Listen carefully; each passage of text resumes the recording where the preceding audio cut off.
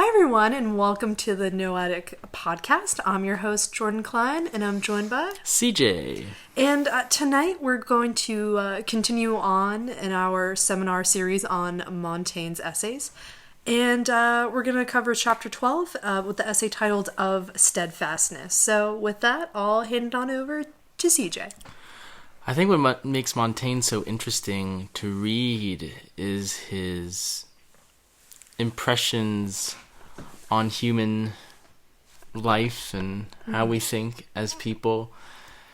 There's a sense that he knows our fallibility more than maybe some of us do, and even of his own infallibility. It's amazing how much he takes his whole self. He doesn't try to tidy himself up or tidy up his own thoughts. He just lays it out, who he is as a person and who we are as human beings in general. And I think this essay that we're going to go into today, Of Steadfastness, encapsulates this idea of human beings not necessarily knowing not even what's best for them, but even what's best. Because we have this concept of courage, steadfastness, right? Mm-hmm.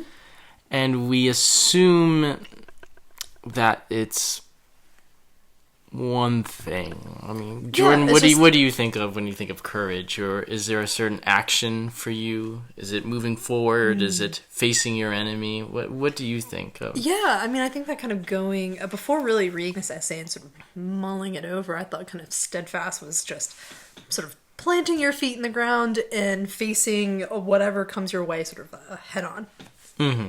Yeah, I mean, and I did too, right? Yeah. I mean, because I think that's a common thing we all... It's a kind of a common construct, right, that we all sort of... take in, whether it be movies or soldiers, combat we think of as man-to-man being this noble thing, or we think of somebody taking a punch or taking a shot as a courageous person. But Montaigne wants us to twist that impression and say, wait, is that always the case? He prefaces this discussion with a little quip from Plato, and through Socrates there's this debate with one person who says courage is what we've been discussing, you and I, Jordan. That it is staying steadfast and encountering your enemy head on, or as I'll read it in the translation, standing firm in the ranks against the enemy. And Plato's Socrates says, well, wait a second. Can it be cowardice to beat them by yielding ground? Is it being a wimp if you win a battle by retreating back and defeating the enemy by means of endurance? Yeah, exactly. So that's an interesting question you posit, and I think that the example of the Scythians, which is my personal favorite, I have a soft spot for Herodotus. So, I mean, the Scythians in the First Persian War essentially, just wore the Persians out. They would just kind of constantly play this cat and mouse game where, they would give the Persians a little bit of ground and they would leave a couple of shepherds behind with some sheep. And then the Persians would, cut them down and they'd feel really great. And they had this strategy of basically keeping the Persians in Scythian territory far much more than they should have been. And that completely weakened their supply lines. And then eventually they had to pull out because they couldn't sustain their campaign there anymore. And it was this strategy of just constantly retreating into their own territory that eventually just the Persians just wore themselves out. And I'm assuming Montaigne would be familiar with that story, right? Or at least because it's related to, is it Laches? Yeah, Laches, and at least in the Battle of Plataea, which is the Persian War, right? Yes, the Battle of Plataea was also the Persian War. Oh, okay, so this is related. So the Scythians and everything are Yep. related to Montaigne's example of the Persian War. Okay, that makes sense. And how, at least in the Battle of Plataea, it was more or less the same thing, Right. where the Greeks would push back And they would their retreat. forces, and then the Persians who were advancing, who we think of as the quote-unquote courageous ones, would be broken, as Montaigne says, broken and dissolved in pursuit. Right. So they win the battle, but they're going backwards, and they are, like you said, using all these kind of diverging tactics, like the Scythians did. And when I think of that, I suppose I don't really think of that as the courage I know it to be, but in some sense it is for Montaigne, because courage envelops so many different things, Right. and that it's not just like a first impression of, oh, obviously courage is going straight always. Not necessarily. It's going against something in an honorable way. Anything that's coming at you, whether you attack it head on or you go backwards, by different means, we arrive at the same end. Right, exactly. And that's very eloquently As Montaigne put. says, yeah. Yeah, and I don't know, I just tend to think about Montaigne's sort of headspace where he's at, because we've seen in the essays on the parlaying and such that you can't necessarily trust your enemy to do the right thing anyway. So that's where I think that Montaigne is alluding to the fact that, maneuvering is honorable because it's using your reason to serve you in your best interest. So in this instance of the Battle of Plataea, there were actually multiple occasions where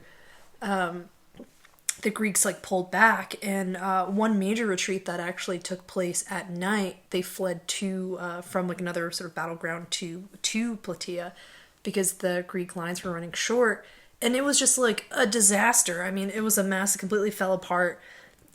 So you might say that might be a dishonorable one, but the Battle of Plataea itself, the Spartans retreated into the hills so that the Persians couldn't use their cavalry effectively.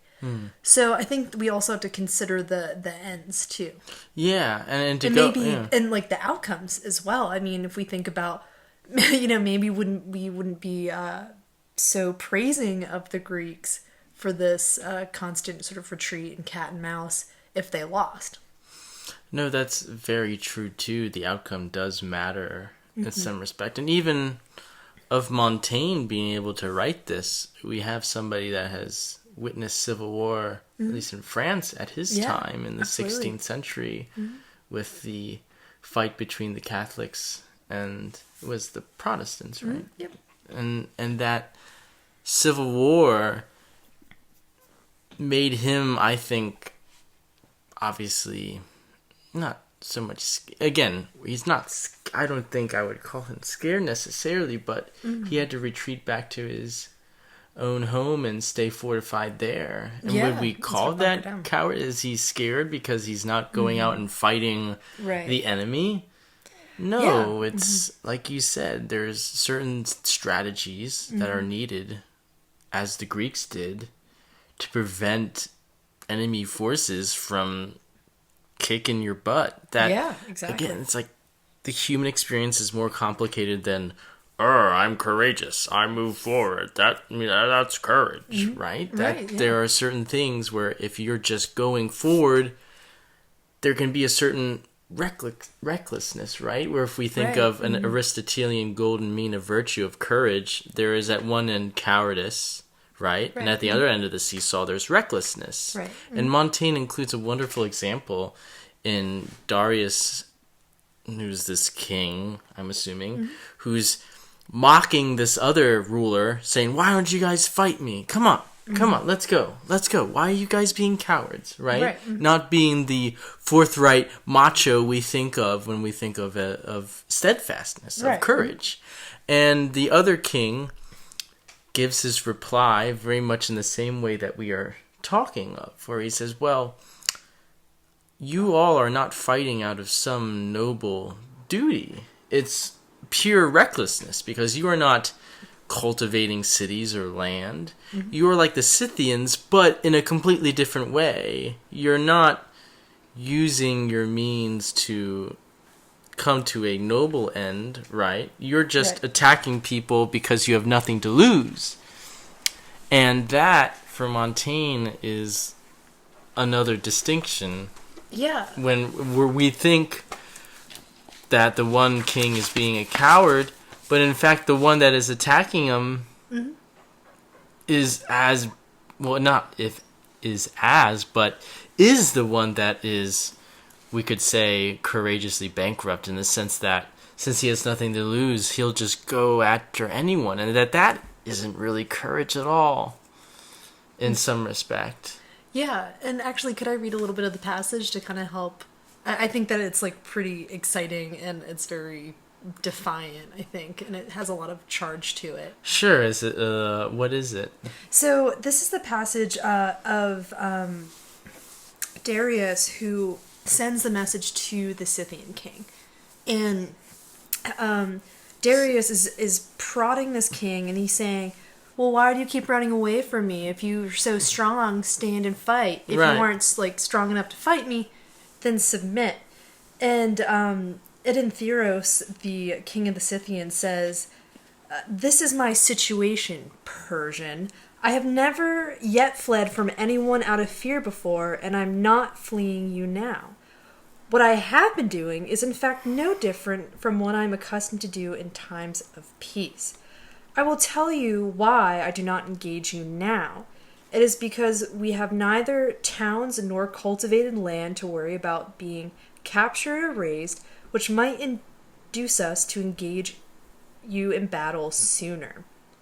And then he sort of goes on. So much talk for of battle, but as to my masters, the only ones I recognize are Zeus, my forefather, and Hestia, queen of the Scythians. And in response to your claims to be my master, I tell you, weep. That is your answer from the Scythians. Nice. Yeah. Yeah, so that, I think, encapsulates, we think, one thing. Okay, that's obviously that they're being cowards for not fighting Darius, but in respect, they are doing it out of the means that they have. Mm-hmm. In order to defend themselves against this pressure that they're getting, that since they have no lands to cultivate, they're not going to attack people. Mm-hmm. They're going to maneuver, be nomadic in some way, and strategize movement so that they can keep going and not, just all die in one fight. Yeah. Right? And I think what's so interesting was what that makes the Scythians dangerous, right, to the Persians, because what if these people have nothing to lose, then they can pretty much only have a net gain by this sort of victory. So the Persians could probably stand to lose a lot of resources, money, men, etc. But the Scythians, really, since they don't have a lot in terms of material culture, they don't really lose a lot. Mm-hmm. But at the same time, that what we think of as courage from the Persians, just because they have much to lose and they can just go out, that might not really be what we think of as a noble exactly. And I think that pursuit to your point, I think that it almost indicates a sort of a recklessness of, we have all these resources, let's just throw it into this campaign and just see what happens. No, right. And to go along with that idea of throwing, or at least of some kind of cannon, shall we say, throwing things at people, we have another misconception, right? We have this idea that, okay, for Montaigne, if a cannon is coming at you, the most natural thing it seems to do, the first impression, is to duck or to get out of the way. And when we think of that, imagine, say, like, just aiming a gun at Jordan, and you're gonna try to duck or move, right? Yeah. In some Heck respect. Yeah. I'm gonna try to get out of the way. But isn't that completely useless? Isn't that just Chance. cowardice? Yeah, I think yeah. it doesn't really get you anywhere, right? I mean, come on. It's kind of goofy that you're gonna run away from a bullet. Mm-hmm. Yeah, yeah, and it's interesting too. And, because Montaigne says it's a function of chance, right? That We'll get to just that. by yeah, Yeah, okay, that will come up. Chance, because when we're talking about that, some people get away with it, and that's the thing Montaigne wants to say. Like, look, it's not all funny games and being scared. Like, jumping out has proven to save people's lives, right? And he lists a lot of examples that we can go into, but we'll choose not to for now. He throws in one of the Medicis in the example. But it goes to your point, which is that, well, okay, all right, so we have our little flip, right, where we say, cool, well, maybe jumping out of the way isn't all fluff. It can save your life. But what does Montaigne really think of that?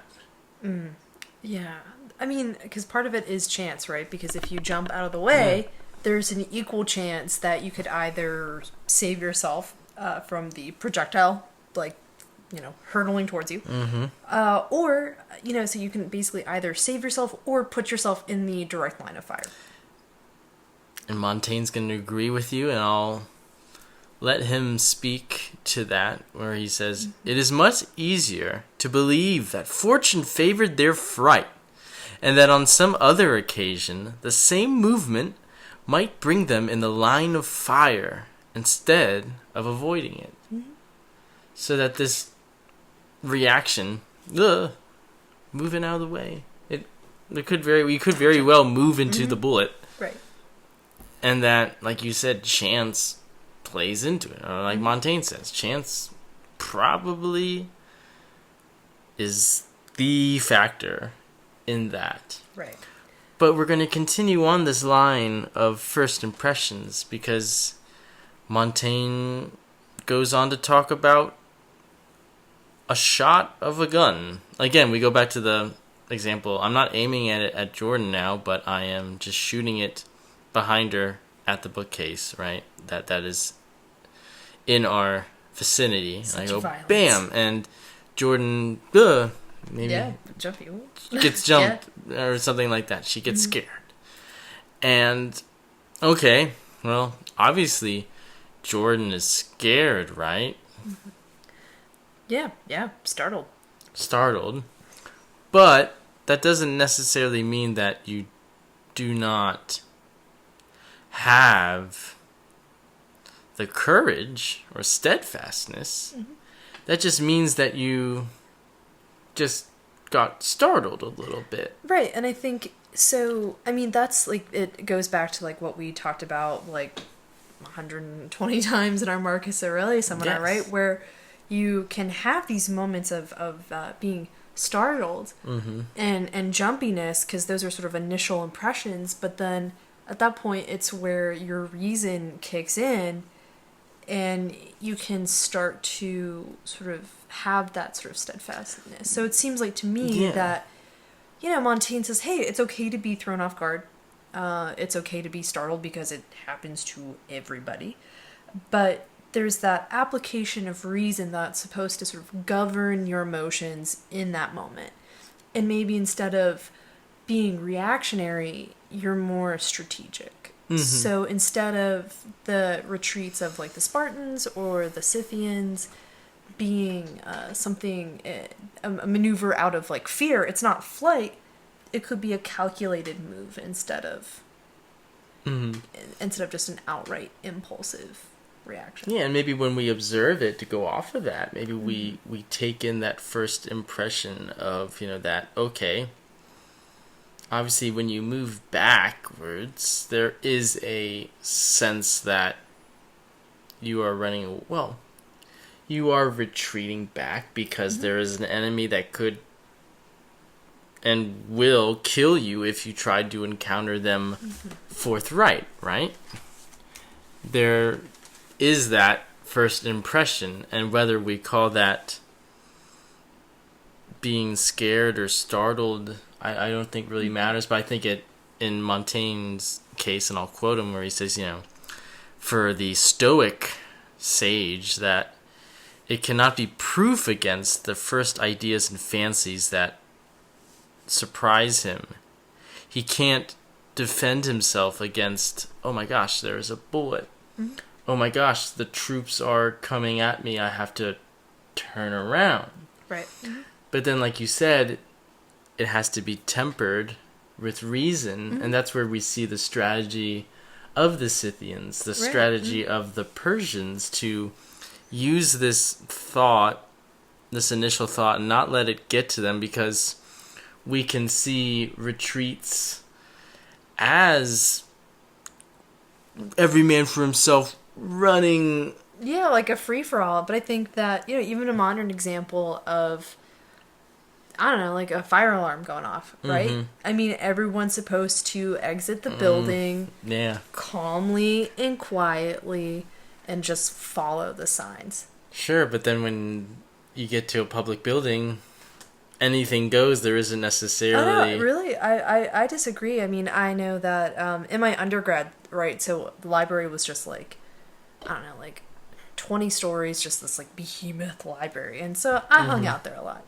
And the fire alarms went off, and just a library filled with all of these people just quietly would just pack up their stuff and just shuffle down the stairs. It was like kind of like Madeline a little bit, like, like 2 rows just kind of going down, the stairs, and it wasn't in a panicked manner. And I think as part of it was like, oh, well, the long-term strategy is to stay alive, so I'm going to stay calm and moderate my fears. That not throw off your balance. Right.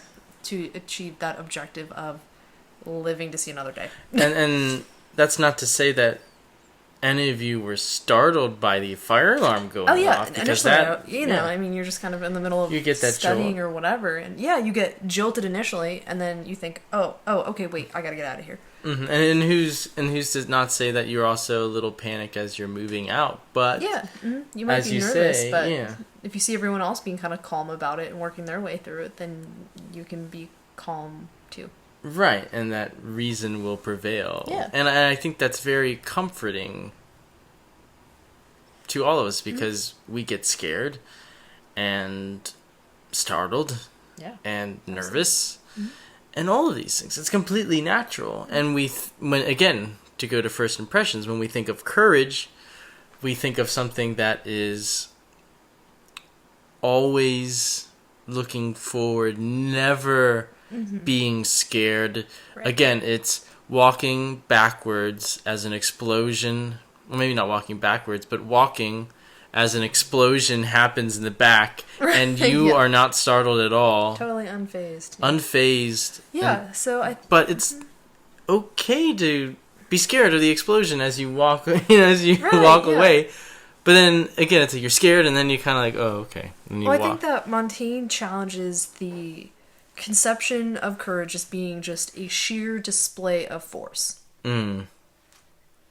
That's huge, yeah. So I think it's a combination of force and will, and I think that what Montaigne is sort of getting at here, it's kind of more of a combination of will and practically applied reason. And that can take many different forms, and then one of them being flight, and maybe with a little bit of sprinkled chance thrown in there, maybe one of it being ducking or dodging. Granted, that could be a little more chance operated, but I think coming from a first impression and then maybe using it, right, and still staying forthright. And then another, just being kind of scared of a bullet kind of being shot your way, but then, again, being tempered by your will and using your force to then maybe find cover or to escape or to fire back. And Yeah, and find some sort of a counter maneuver. And I definitely think this is an interesting essay because, I mean, if we really think about it, this is when firearms were really just sort of, I mean, just kind of like starting out, right? Mm-hmm. So, I mean, kind of not necessarily gone are the days of just hand-to-hand combat, but I think that in this essay you kind of see Montaigne struggling with the sort of preconceived ideas and sort of examples of valor, which gets more and more difficult to sort of negotiate or figure out, where the technology is really changing the way that you fight and how, you know, diplomatic matters are sorted out, because the nature of warfare itself is changing with the technology. And I think that goes again, I mean, you're just echoing so many good points, but especially the one where Montaigne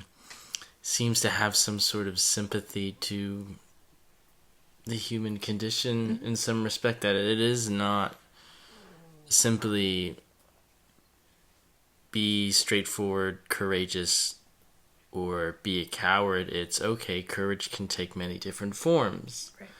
And yet there is some sort of essence of force and will that is within that. But again, many means to come to the same end. And that's human beings. There's a lot of good people in the world, and they all operate on different wavelengths. There's a lot of courageous people in the world.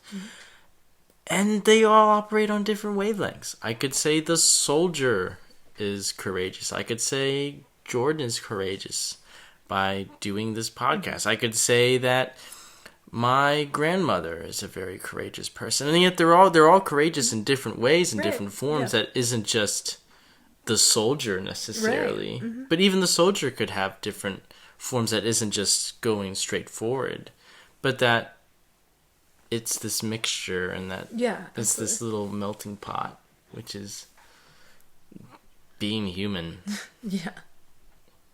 And that's Montaigne. And I also have to attribute the courage of whoever's listening for sticking around and sticking it through this podcast. That's courage. That takes guts. That is valor. And I thank you all for doing that. And maybe, since you are such a courageous person, you might take interest in other podcasts and seminars that we got on the Noetic app, which you can find on Google Play. You can find it on the App Store. Or if you're so inclined, you can find it on the internet via SoundCloud or YouTube. But even if not so, I hope you take something from this, that courage can take many different forms, and that the human condition is various, and that oftentimes our first impressions aren't usually, not to say correct, but that there's more going on maybe than we think. Oh, absolutely. There is. And that's far much more than that meets the eye, and I think that's what Montaigne is so good at delving into. So good at. And we will dive into more of that soon. And thank you all for listening, and be courageous in whatever way you see fit. Thank you all so much. Thanks, everybody.